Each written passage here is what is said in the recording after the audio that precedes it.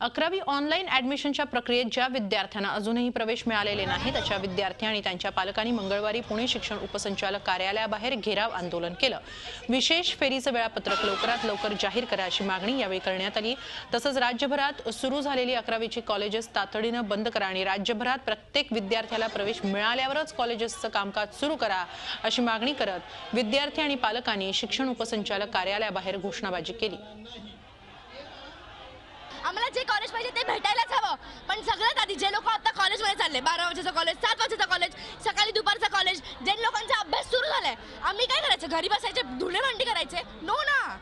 आम्ही काय करायचं? आम्ही ह्यांच्या भरोसे ठेवायचं। मागणी फक्त हीच आहे की सगळ्यात अगोदर मागणी फक्त हीच आहे की सगळ्यात अगोदर सगळे कॉलेजेस बंद करायला हवे। मी राहायला औंधला आहे, पण मला खूप लांबचं कॉलेज भेटलं। फर्स्ट लिस्टला मला राहटणीचं भेटलं आणि सेकंडला पिंपरीचं भेटलं आणि थर्ड फोर्थला लिस्ट म्हणजे नावच नाही आलं लिस्टला।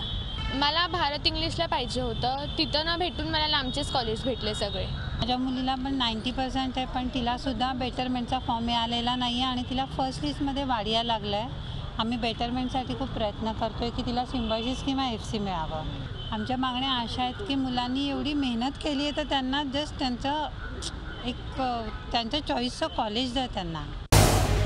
झी 24 तास रहा एक पाऊल पुढे।